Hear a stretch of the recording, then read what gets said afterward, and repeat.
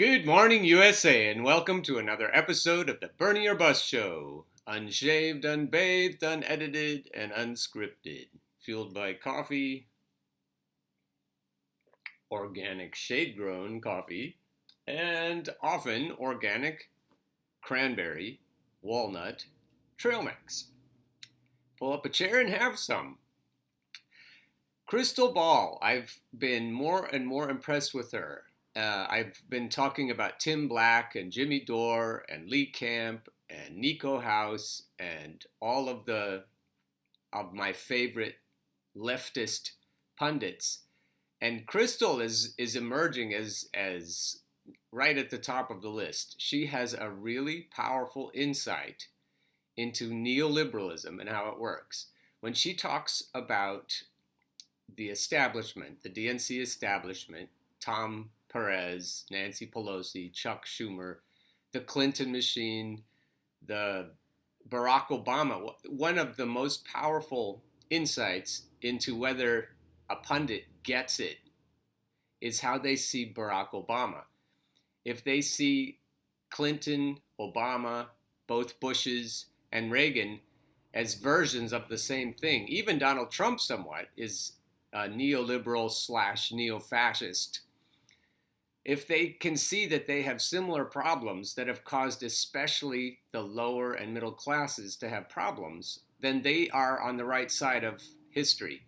What Krystal sees very clearly, crystal clear, is that white liberals, particularly financially well-off white liberals, not just the establishment, the DNC, and not just the think tanks that go with them, and not just the Wall Street, Clinton, Goldman Sachs kind of connections, but the actual voters, the actual suburban mostly and wealthy urban voters. She sees how they move around, and she notices the demographics of the various parts of the left more than other commentators. So the way she describes Elizabeth Warren is particularly telling because she sees her for what she is. Rather than a revolutionary, Elizabeth is someone who can cozy up to the establishment and work within it, she thinks, the way Clinton used to say, to make incremental changes and to make things better. While she says many of the right things regarding progressive causes, she wants to do it within the system instead of coming up against the fat cats that run all of us, the wealthy owners of society, and take their power away from them. She wants to talk them into using their power for a better situation for workers.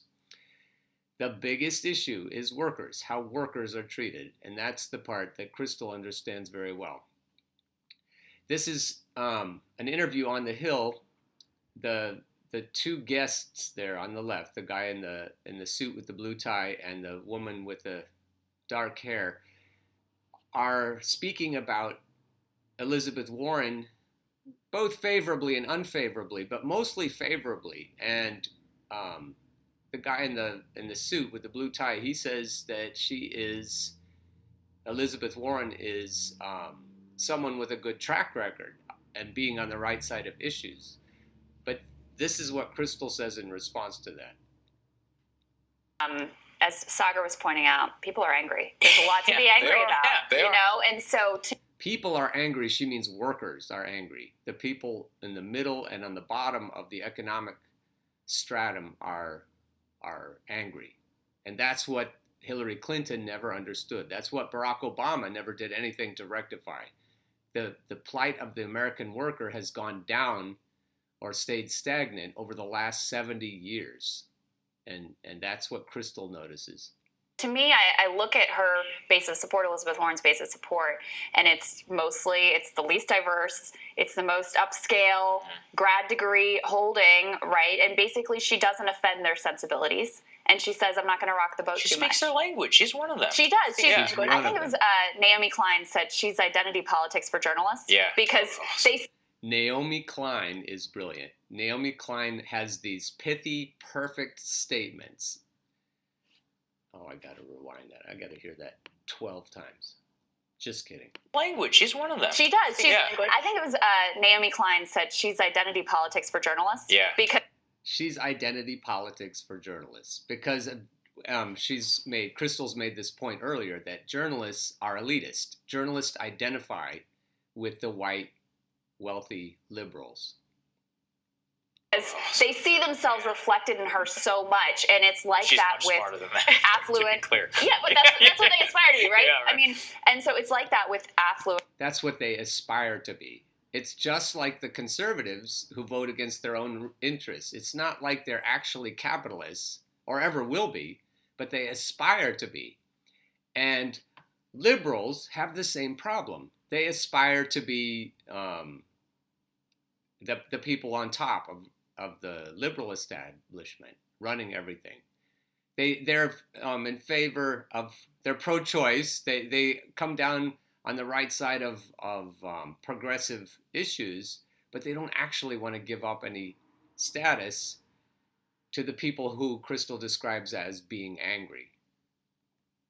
White liberals, Yeah. and so her going to the Democratic Party establishment and them embracing her, I mean, it makes perfect sense to me because she's going to work within the system. She's not looking for revolution. Right. She just wants to work within the existing power structures, and for some people that's a plus, for others not so much. Yeah, I mean, I think you do.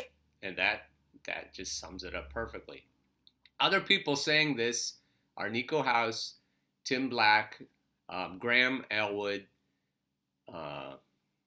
They're the main ones, but a few others. But this isn't in the mainstream. You're not going to hear this take on Elizabeth Warren in mainstream media because of the identity politics that she was talking about, that Naomi Klein is talking about. I need to dig for that. I need to find the source of that quote because that was really good. But that's all I got for this morning. I hope you have a great day and keep on burning.